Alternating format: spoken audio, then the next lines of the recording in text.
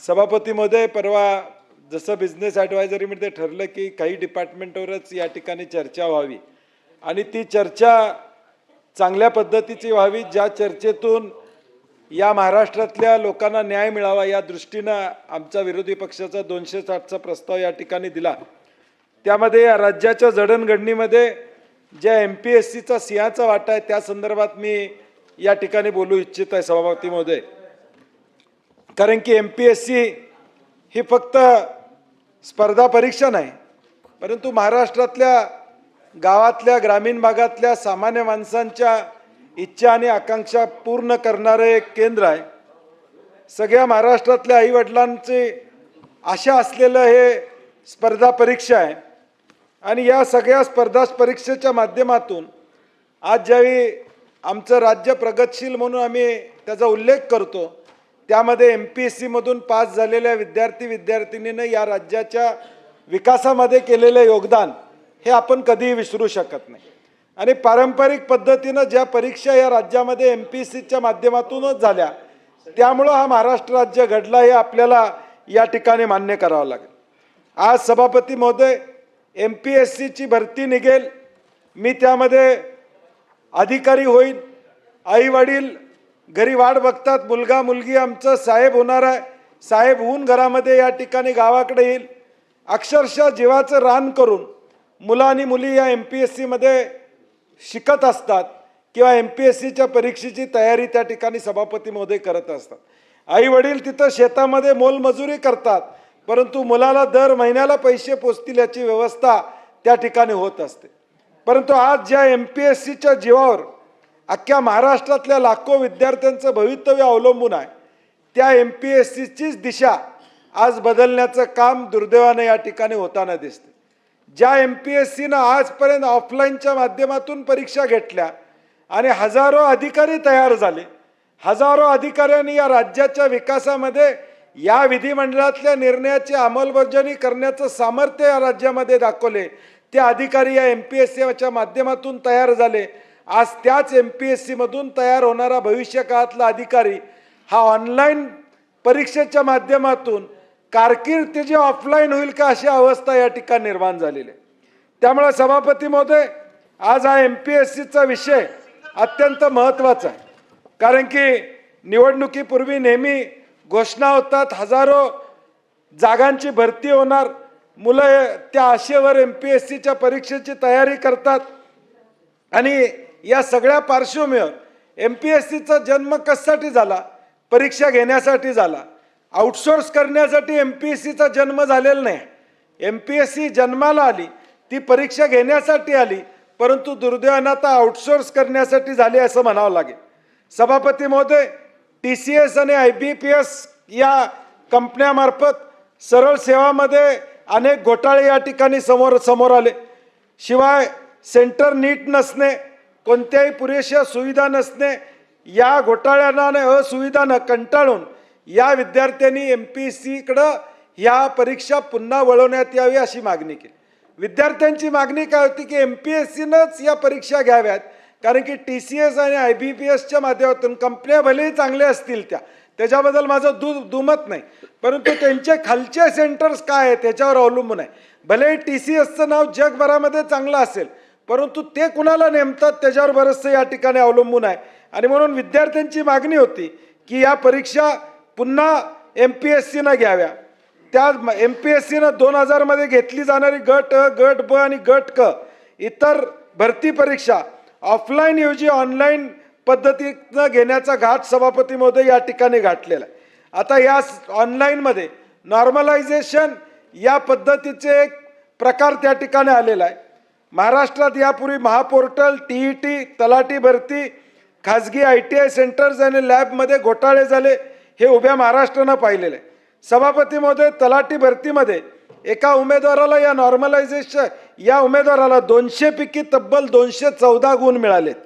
खाजगी सेंटर्सवर computer hack करणे, remote access, screen sharing आणि स्क्रीन क्लोनिंग करणं अत्यंत सोपं आहे।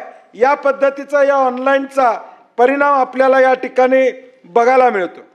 सभापती महोदय, या ऑनलाईनचे परीक्षेचा जो आज आता सुरुवात या ठिकाणी MPSCनं बराच गाजावाजा करून या ठिकाणी घोषणा केली। आज सभापतीमध्ये ज्यावेळी ऑफलाईन परीक्षा होते त्यावेळी एकच पेपर या ठिकाणी निघतो। अख्ख्या महाराष्ट्रातल्या बसणाऱ्या विद्यार्थ्यांना तो एकच पेपरची परीक्षा त्या ठिकाणी द्यावी लागते। आता ऑनलाईनमध्ये शिफ्टमध्ये सभापतीमध्ये ही परीक्षा या ठिकाणी होणार। दिवसाला त्या पेपरच्या 3-4 शिफ्ट झाल्या, 15 दिवस या ठिकाणी समजा ती परीक्षा चालली, 4 ते 5 शिफ्टमध्ये चालली तर एका परीक्षेसाठी किमान 4000 पेपर या ठिकाणी करावे लागतील, प्रश्न तयार करावे लागतील, किमान 4000 प्रश्न तयार करावे लागतील। कारण की पहिल्या शिफ्टमधला प्रश्न दुसऱ्या शिफ्टमध्ये असता कामा नये, दुसऱ्यामधला तिसऱ्यामध्ये असता कामा नये आणि चौथ्यामध्ये असता कामा नये। जर लाखो विद्यार्थी बसणार असतील तर 4000 किमान प्रश्न या ठिकाणी हे करावे लागतील। आयोग आता सभापतीमध्ये ऑफलाईन परीक्षा घेत असताना सुद्धा 100% बिनचूक आणि वादविरहित तयार करणं कठीण ठरतंय। अशा वेळी या ऑनलाईनमध्ये बिनचूक आणि वादविरहित करणं शक्य होणार आहे का, हा आमचा प्रश्न आहे। सभापतीमध्ये गट ब मध्ये मुख्य परीक्षेमध्ये 6 प्रश्न रद्द झाले, 3 प्रश्नाची उत्तरं बदलण्यात आली, एकूण 20 मार्काचा फरक 2026च्या परीक्षेमध्ये झाला। आयोगाच्या प्रत्येक परीक्षेमध्ये 10 ते 12 मार्काचे प्रश्न रद्द तर होतात किंवा बदलले जातात, अशी अवस्था आत्ता सुद्धा अडचणी आहेत। अडचणी नाहीत असं आम्ही म्हणत नाही। हे असताना पुन्हा ऑनलाईन हे कशासाठी, आमचा प्रश्न या ठिकाणी असणार। गैरप्रकाराला आमंत्रण असणार आहे, कारण की परवा झालेल्या पोलीस भरतीच्या पेपरमध्ये एकाच पुस्तकातून 90% प्रश्न आल्याची माहिती या ठिकाणी समोर आलेली आहे। महाज्योती परीक्षा, एंट्रन्स परीक्षा 2023 ज्ञानदीप संस्थेच्या टेस्ट सिरीज मधील जसे तसे प्रश्न कॉपी करण्यात आले, ही आकडेवारी या ठिकाणी सभापतीमध्ये समोर त्या ठिकाणी आलेली। आणि म्हणून आज समान संधी नाही सभापतीमध्ये। विद्यार्थ्यांनी तयारी केलेली आहे ती ऑफलाईन साठी केलेली आहे, PYQ साठी तयारी विद्यार्थ्यांनी केलेली। आता तुम्ही या ठिकाणी ऑनलाईनचा या ठिकाणी शिफ्टमध्ये परीक्षा घेणार या पद्धतीचं तुम्ही गोष्ट सांगताय। ऑनलाईन सॉफ्टवेअर त्याचा इंटरफेस समजून घेणं यात बराचसा वेळ या ठिकाणी विद्यार्थ्यांना जाणार आहे। प्रत्येक शिफ्टमध्ये प्रश्नपत्रिकेचं काठिण्य पातळी भिन्न असणार आहे। म्हणजे नॉर्मलायझेशनचा जो विषय आहे तो वेगवेगळा या ठिकाणी असणार आहे। त्यामुळे काही मुलांना हा पेपर सोपा येणार, काही मुलांना अवघड येणार। सभापतीमध्ये सोप्या भाषेत सांगायचं झालं, एक शर्यत लागती, रेस लागती, रेसमध्ये 10 लोक मुला मुलींनी भाग घेतला, पहिला येईल त्याला गोल्ड मिळतं, दुसऱ्याला सिल्वर, तिसऱ्याला ब्रॉन्झ, नंबर परबसाहेब लागतो। आता काय, एका शिफ्टमध्ये जे समजा 5 विद्यार्थी वीक असतील आणि राहिलेले 90 विद्यार्थी या ठिकाणी चांगले असतील तर, आणि पुढच्या शिफ्टमधलं चांगले विद्यार्थी आणि वीक विद्यार्थी यांची नॉर्मलायझेशन या ठिकाणी होणार पूर्व परीक्षा झाल्यानंतर। ते कॅटेगरी करून मग त्यांना त्या ठिकाणी आपल्याला फायनलच्या परीक्षेला बसायला या ठिकाणी परवानगी मिळणार। आज मी एकटा माझ्या कर्तृत्वावर अभ्यास केला, मला नंबर लागला, मी पूर्व परीक्षा पास झालो, तर मला पुढे उद्या त्या पदाचे समजा 100 पदं निघालीत तर त्या 100 अगेन्स्ट प्रत्येक पदामागं 5 अशी 1500 लोकांना मेनची परीक्षा बसायला आता परवानगी आहे।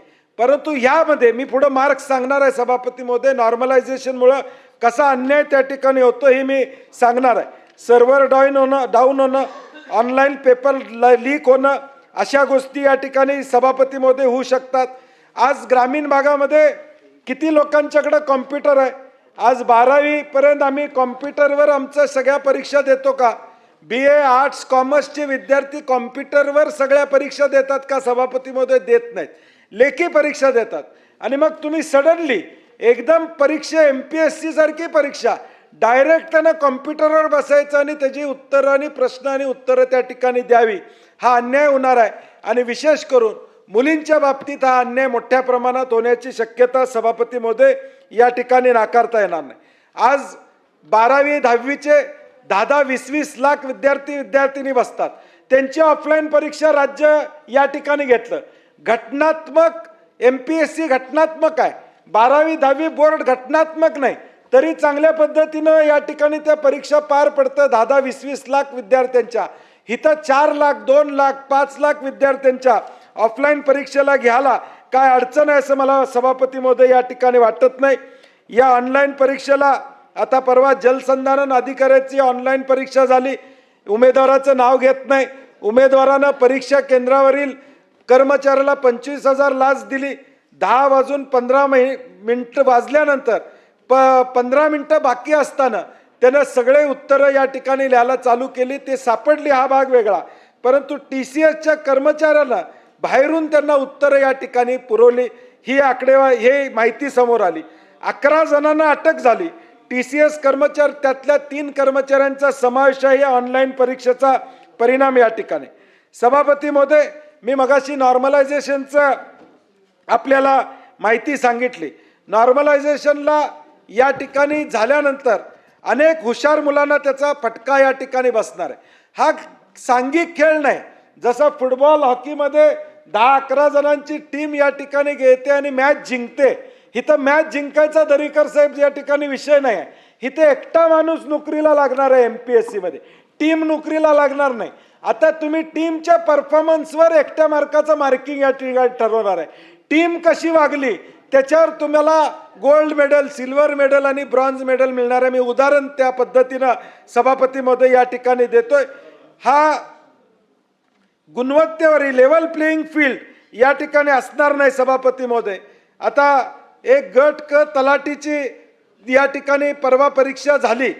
200 पैकी 202 मार्क पडले त्या नॉर्मलायझेशन मध्ये. अभिजित, म्हणजे उमेदवाराचं नाव घेत नाही मी, 200 पैकी 202 मार्क या नॉर्मलायझेशन मेथड मध्ये पडले. त्याच परीक्षेमध्ये सभापती महोदय उदय सामंत साहेब, हे महत्वाचं आहे की हे सभापती महोदय 154 मार्क पडले प्रीला. दुसऱ्या एका उमेदवाराला 166 पडले प्रिलिमला. 154 पडले. तो ज्या शिफ्टला होता त्या शिफ्टचं नॉर्मलायझेशन सगळ्या शिफ्टचं केल्यानंतर त्याचे मार्क झाले 193 नॉर्मलायझेशनच्या फॉर्म्युल्याप्रमाणे. आणि ज्याला 166 पडले होते प्रिलिम्सला, तो ज्या शिफ्टला होता तिथं कदाचित वीक मुलं असतील, त्याचे नॉर्मलायझेशन नंतर मार्क झाले 190. म्हणजे प्रिलिम्सला ज्याला 166 पडले तो नॉर्मलायझेशन मध्ये 190 वर गेला आणि ज्याला 154 पडले तो 193 192 वर या ठिकाणी पोहोचला. दुसरा 144 ज्याला मार्क पडले तो नॉर्मलायझेशन मध्ये 180 वर त्या ठिकाणी गेला.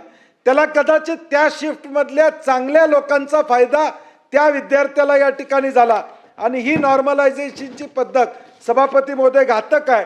म्हणून आमची मागणी या ठिकाणी आहे की हे ऑनलाईनचं भूत तुम्ही या ठिकाणी बाजूला ठेवा. ऑफलाईन ज्या पद्धतीनं पूर्वीच्या परीक्षा या ठिकाणी घेत होता त्या पद्धतीनं घ्या. आता नीटचा पेपर फुटला, TETचे पेपर या ठिकाणी फुटले, ग्रुप C आणि सर्व परीक्षा CBTचा हा निर्णय या ठिकाणी सरकारनं मागे घ्यावा अशी आमची अपेक्षा आहे. परवा MPSCच्या चेअरमनांची पत्रकार परिषद मी बघितली. त्यांनी सांगितलं त्यामध्ये की आता निकाल लागणं सोपं होणार आहे. सभापती महोदय, आत्ता सुद्धा MPSCचे निकाल 21व्या दिवशी या ठिकाणी लागतात. 6-6 महिने निकालाला थांबावं लागत नाही. आज सुद्धा ते कार्यक्षमरित्या ऑफलाईनच्या झालेल्या परीक्षा 21व्या दिवशी निकाल या ठिकाणी लागतात. मी एकच उदाहरण देतो. परवा प्रिलिम परीक्षा 2026ची झाली. 1,52,000 विद्यार्थी त्या ठिकाणी बसले. ऑफलाईन OMR शीटद्वारे त्या ठिकाणी झाली. MPSCनं दुसऱ्या दिवशी आन्सर की दिली. मी हे चांगलं सांगायला लागलो. MPSCनं दुसऱ्या दिवशी आन्सर की दिली, 17व्या दिवशी दुसरी आन्सर की दिली आणि 22व्या दिवशी निकाल लागला. मग तुमचा आत्ताचा निकाल लागतोयच 20-25 दिवसामध्ये. आमच्या विद्यार्थ्यांचं म्हणणं आहे निकाल 10 दिवस लेट लागला तरी चालेल, परंतु परीक्षा ऑनलाईन नको, ही ऑफलाईन पद्धतीनंच या ठिकाणी झाली पाहिजे अशी आमची मागणी. सभापती महोदय, UPSC आज या ठिकाणी परीक्षा घेते, ती सुद्धा ऑफलाईन पद्धतीनं या ठिकाणी UPSCची परीक्षा घेते. मग तुम्ही कशासाठी ऑनलाईनचं समर्थन करता असं आम्हाला या ठिकाणी कळत नाही. नीट 2027चा पेपर या ठिकाणी फुटला. आता परवा TETला जसा तर्क लावला होता की बाबा नीटचा पेपर फुटला म्हणून आम्ही आता काळजी घेतली, ती काळजी कशी घेतली आपण बघितलं. तो सुद्धा पेपर या ठिकाणी फुटला हे वास्तव या महाराष्ट्रानं या ठिकाणी पाहिलेलं आहे. आणि म्हणून MPSCनं हल्लीच UPSCच्या धर्तीवर आपला अभ्यासक्रम घेतलेला आहे. मग अभ्यासक्रमाचा आणि बाकीचे निकष तुम्ही UPSCचे घेत असाल तर मग परीक्षेसाठी ऑफलाईन या ठिकाणी करण्याला काय अडचण आहे असं मला वाटत नाही. TCSच्या कराराबद्दल मी काय बोलणार नाही. TCS चांगली कंपनी आहे, परंतु त्यांचं नियोजन किंवा सेंटर्स हे चुकतायत हे आपण या ठिकाणी सांगणं गरजेचं आहे.